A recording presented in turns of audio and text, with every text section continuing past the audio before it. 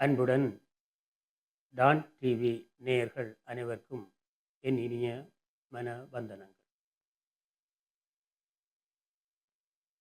வழமை போலவே இவ்வாரமும் உலக நிகழ்வுகளோடு ஒட்டி எம்மை,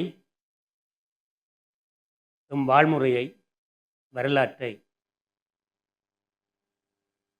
சிந்திக்கலாம், உங்களுடன் பகிர்ந்து கொள்ளலாம் என்று எண்ணுகின்றேன்.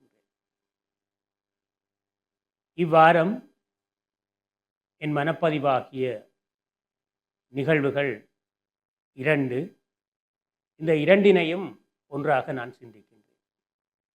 ஒன்று, கடந்த வாரத்தில் கொண்டாடப்பட்ட, அநேகமாக கொண்டாட மறந்த நிகழ்வுகளாக. ஒன்று, கடந்த 22/4/2026 உலக பூமி தினம். இன்னொன்று 23/4/2026 உலக புத்தக பதிப்பு தினம். இந்த இரண்டுமே என்னளவில் முக்கியமாக தெரிகின்றது, இணைத்து பார்க்கின்றேன். அவ்வகையில் இந்த இரண்டுமே எம்மால் இன்னும் உணரப்படாமல் இருப்பதும் ஒரு கவலையான விடயமாக இருக்கின்றது. ஒன்று, உலக பூமி தினம் என்பது இன்றும் உலக நாடுகளில் நாளும் இந்த தினத்தினிலே பாடசாலை மட்டத்தில், சமூக மட்டத்தில், தனிநபர் விழிப்புணர்வாக செயற்பாடுகள் முன்னெடுக்கப்படுகின்றன. பூமி என்பது எம் வாழ்வுக்கு ஆதாரம். அதுபோல் புத்தகங்களும் எமது வாசிப்புக்கு ஆதாரம். பூமியில் காற்றின்றி, மூச்சின்றி நாங்கள் வாழ முடியாது. காற்றினால், மூச்சினால் நாங்கள் மீள மீள பிறந்து கொண்டிருக்கின்றோம். காற்றும் மூச்சும் நம்மை வாழ்விக்கின்றது. அதுபோலவே புத்தகங்களும் எம் மனதின் கவலைகளை, இருளை இல்லாமல் செய்து எம் மனதை மீளவும் புதுப்பிக்கின்றது, எம் வாழ்வை மீளவும் எழுச்சி பெறச் செய்கின்றது என்று பலவாறு நாங்கள் நோக்கலாம். இங்கே முதற்கண் இந்த பூமியில் விளைகின்ற தீமைகள் தொடர்பாக, பூமியினை தீமைப்படுத்துவோர் தொடர்பாக, அல்லது பூமியில் தங்களது தகாத செயல்களினால் பூமியை அழிப்பவர்கள் தொடர்பாக இன்னமும் நாங்கள் அது பற்றி சொல்கின்றோம். சமகாலமும் அது பற்றி பாரிய பிரச்சனைகள் எழுந்துள்ளன. நாங்கள் வாசிக்கின்ற பொழுது அதனை தெரிந்து கொள்ளலாம். அது தொடர்பாக இன்றைக்கு 22 வருடங்களுக்கு முன்பே எமது கவிஞர் தானா ஜெயசீலன் அவர்கள் 2004ஆம் ஆண்டு கைகளுக்குள் சிக்காத காற்றாக ஒரு கவிஞனாக தன் கவிதையினை முன்வைக்கின்றார். எனது தேவைக்காக அவரது கவிதையினை உங்கள் முன்வைப்பதில் நான் மனநிறைவடைகின்றேன். பூமியின் தெய்வங்களை அவர் அழைக்கின்றார். துணை தருக வான வெளியெங்கும் வசிக்கின்ற தெய்வங்கள். நாங்கள் வேத காலத்திலிருந்து மண் தெய்வம், விண் தெய்வம் என்றெல்லாம் நாங்கள் காண்கின்றோம். வான வெளியெங்கும் வசிக்கின்ற தெய்வங்கள், நீலக்கடல் முழுதும் நிறைந்துள்ள தேவதைகள். சங்க காலத்திலிருந்து நாங்கள் நிலத்துக்கு, நீருக்கு தெய்வங்களை கண்டிருக்கின்றோம். ஐவக நிலங்களுக்கும் தெய்வங்களை குறிப்பிட்டிருக்கின்றோம்.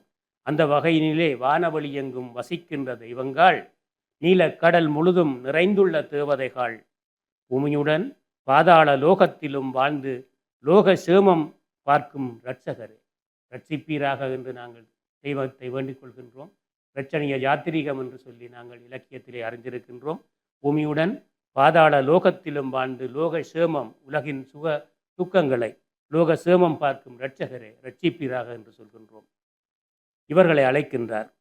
மழையிற்கும், தீயிற்கும், காற்றுக்கும், நிலநீர், தீ, காற்று, ஆகாயம் என்று ஐம்பூதங்களை நாங்கள் எமது தெய்வங்களாக கொண்டாடி இருக்கின்றோம். அந்த வகையிலே மழையிற்கும், தீயிற்கும், காற்றிற்கும், வர்ண பகவானே என்றெல்லாம் நாங்கள் மழை வேண்டி வழிபட்டிருக்கிறோம்.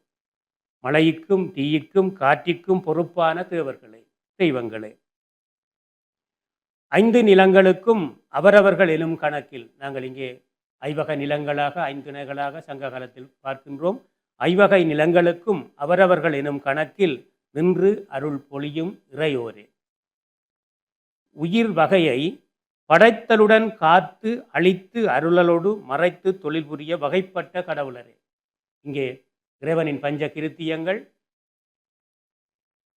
ஐந்தொழில்கள் என்றவாறு குறிப்பிடப்படுகின்ற படைத்தலோடு காத்து அழித்து அருளலோடு மறைத்து தொழில் புரிய வகைப்பட்ட கடவுளரே.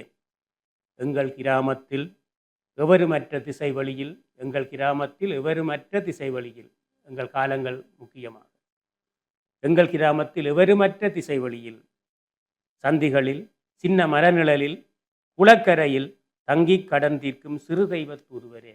எங்கள் குலதெய்வங்கள் சிறு தெய்வங்கள் என்று எங்கள் முன்னோரின் வழிபாட்டு மரபின் இவை முக்கியமானவை. இன்று ஆகம மரபில் கோயில்களாக பணத்துக்குரிய வழிபாட்டு முறைகளாக இன்று மாற்றமடைந்திருக்கின்ற சூழலிலே மனத்துக்குரியதும் வாழ்வுக்குரியதும் ஆன ஆறுதல் தருகின்ற எளிய சிறிய கடவுளர்களின் வழிபாடு எம் வாழ்வில் முக்கியமானது. அந்த வகையினிலே கண்ணகி வழிபாட்டை குறிப்பிடுகின்றார்கள். இவ்வாறு பல வழிபாடுகளை நாங்கள் சொல்லலாம், கூறலாம், அது பற்றி மேலும் சிந்திக்கலாம். சந்திகளில், சின்ன மரநிழலில், குளக்கரையில் தங்கி கடன் தீர்க்கும் சிறு தெய்வ தூதுவரே, நீங்கள் எல்லாம் தர்மத்தின் நிழல்கள். எல்லா இறையோரையும் அழைக்கின்ற கவிஞர், நீங்கள் எல்லாம் தர்மத்தின் நிழல்கள். உமைமீறி யாரும் அதர்மத்தின் நிழலாய், அரக்கர்கள் அதர்மர் எம் பூமி தன்னை ஏக்க எழுந்தருளின். உங்களை விட்டு அதர்மத்தின் நிழலாய் அரக்கர்கள் அதர்மர் எம் அழகு பூமி தன்னை சாய்க்க எழுந்தருளின். எங்கள் பூமியை வதம் செய்ய வதைக்க எழுந்தருளின். அறம்பாடி அவர் எரிய வைப்போம் நீர் துணை புரிவீர் என்று இறைவனை வேண்டுகிறார். இங்கே பூமியை பாதிக்கின்ற சக்திகளை அவர் எதிர்க்கின்றார். இங்கே ஆடுதல், பாடுதல், சித்திரம், கவி ஆதி அனைய கலைகளில் உள்ளம் ஈடுபட்டு என்று முளைப்பவர் பிறர் ஈன நிலை கண்டு துள்ளுவர் என்றவாறாக இந்த கவிதையினை நோக்கின்ற பொழுது பூமியினை தீமை செய்வோரை இந்த கவிஞர் அவர் எரிய அறம்பாடி அவர் எரிய வைப்போம் என்கின்ற கருத்தினையும் நாங்கள் இங்கே மனம் கொள்ளலாம். ஏனென்றால் இன்றும் சமகாலம் சொல்லலாம், எம் மண்கொள்ளை மணல் கொள்ளை என்ற வகையில் மரணிக்கின்ற எங்கள் மரணங்களின் முன்னால் இந்த கவிதையும் இந்த பூமியை வதைப்போர் பற்றிய சிந்தனையும் தெய்வங்களை வேண்டி மண்டாடுகின்ற கவிஞனின் குரலும் எமக்கு முக்கியமாகின்றது. இன்னும் இந்த பூமி தினத்தில் பல சிந்தனைகள் முன்வைக்கப்படுகின்றன. எமது கழிவு முகாமைத்துவம் பற்றி கூறப்படுகின்றது, நீர் பற்றி கூறப்படுகின்றது, வளி மாசடைதல் பற்றி கூறப்படுகின்றது. மனிதன் ஒவ்வொரு மனிதனதும் தனிப்பட்ட செயலால் பூமி மாசடைவது பற்றி கூறப்படுகின்றது. மரநடுகை பற்றி கூறப்படுகிறது, காடழித்தல் தவறு என்றும் சொல்லப்படுகிறது. இவை அனைத்துக்கும் மேலாக ஒரு குறியீட்டின் மூலம் உணர்த்தலாம். ஒரு பனை கூறுவதாக சொல்லப்படுகிறது, என்னை பாதுகாத்து இளையோரிடம் ஒப்படைத்தால் நான் அவர்களை பாதுகாப்பேன். பனை சொல்லுகிறது, என்னை உரிய முறையில் பாதுகாத்து இளையோரிடம் ஒப்படைத்தால் நான் அவர்களை பாதுகாப்பேன். இது பனையின் குரலாக மட்டுமல்ல, இன்றும் பாடுபடுகின்ற மௌனத்தில் அழுகின்ற பூமியின் குரலாகவும் இயற்கையின் குரலாகவும் நாம் கொள்ளலாம். ஏனென்று சொன்னால் இயற்கையின் மௌனம், இயற்கையின் அழுகை இன்னும் புரியாமல் நாங்கள் மண்ணகழ்தல், இன்னும் தடை செய்யப்பட்ட செயல்களாக எமது பூமியை வெப்பநிலை அதிகரிக்க செய்கின்றோம், காலநிலை மாற்றம் அடைய செய்கின்றோம். மனிதர்களின் செயல்களினால் பூமி மாசடைகின்றதனை நாங்கள் மனங்கொள்ள வேண்டிய தேவை இருக்கின்றது. நீரினை, நிலத்தினை எதிர்கால சந்ததிக்கு அழகுடனும் இசைவுடனும் ஆரோக்கியத்துடனும் நாங்கள் ஒப்படைக்கின்ற வகையில் எங்களது ஒவ்வொருவரது செயல்களும் இந்த பூமியை, எமது வாழ்வுக்கு பூமி உதவியது, எமது வாழ்வுக்கு நீர் உதவியது என்ற வகையில் அடுத்து இளையோர் வாழ்விற்கும் அவை உரியவாறு உண்மையாக பாதுகாப்பாக உதவ வேண்டும், அதற்கு நாங்களும் உதவ வேண்டும் என்ற சிந்தனையோடு அடுத்து புத்தகத்துக்கு வரும். புத்தக தினம், பதிப்பு தினம் என்ற இரண்டையும் ஒப்பிட்டுகின்றார்கள். எந்த வகையில் என்றால்,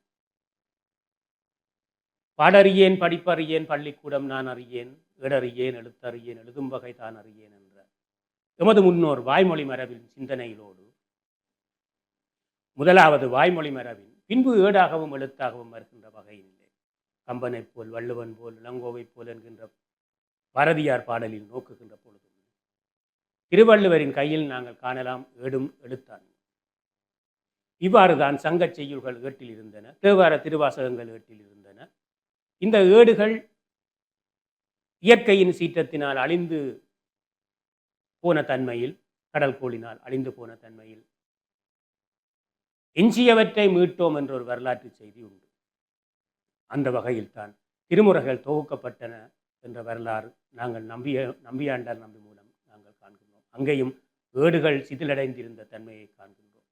அடுத்து இந்த புத்தகங்கள் என்று புத்தகங்கள் பதிப்பு என்கின்ற சிந்தனையில் பார்க்கின்ற பொழுது தமிழ் தாத்தா என்று சொல்லப்படுகின்ற உவே சாமிநாத ஐயர் தொட்டு, ஈழத்தின் தமிழ் சைவ மரபினிலே ஆறுமுக நாவலர் தொட்டு, சீவை தாமோதரம் பிள்ளையாக இன்னும் வழி வழியாக இந்த நூல்கள் பதிப்பு செய்யப்பட்டிருக்கின்ற தன்மையினாலே தான் அழிவடைந்த நிலையில் இருந்த எமது இலக்கியங்கள் மீட்கப்பட்டன.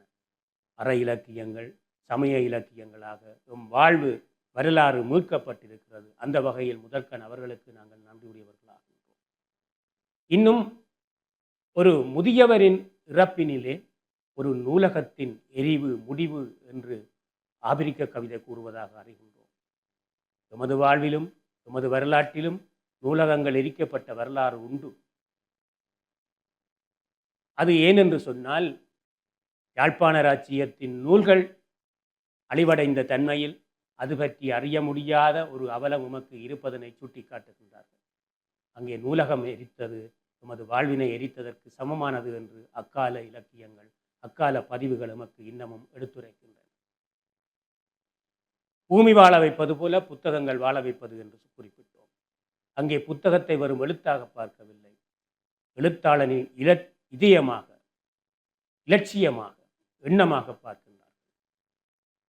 முன்பு தொட்டு முதல் நூல், சார்பு நூல், வழிநூல் என்ற வகையினிலே, எமது ஆய்வுக்கு இன்று உசாத்துண நூல்கள் என்ற வகையினிலே எங்களது இருளடைந்த நெஞ்சத்தை ஒளியேற்றுபவையாக இந்த நூல்கள் அமைகின்றன.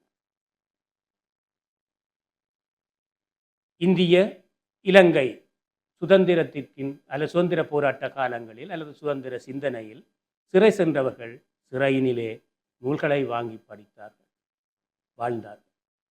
அவர்களின் வரலாற்றினை நாங்கள் பார்க்கின்றோம். ஏட்டினை வாசித்தலாக தொடங்கிய திண்ணைப்பள்ளி ஐரோப்பியர் வருகையின் பின்னர் புத்தகங்களாக மாற்றம் பெறுகிற தன்மையில் சமாந்தரமாக தமிழிலும் நூல்கள் எழுந்த வரலாற்றினை நாங்கள் பார்க்கின்றோம். பத்திரிகையின் வரலாற்றை பார்க்கின்றோம். எங்கள் சமய வழிபாட்டினிலே நாங்கள் முன்னர் சிறுதெய்வ வழிபாடாக சொல்லப்படுகின்ற கண்ணகி வழிபாட்டிலும் ஏடு ஆலயத்தில் ஏடு படித்தல், சிலம்பு கூறுதல் என்ற சிந்தனை சமய வழிபாட்டில் நாங்கள் காண்கின்றோம்.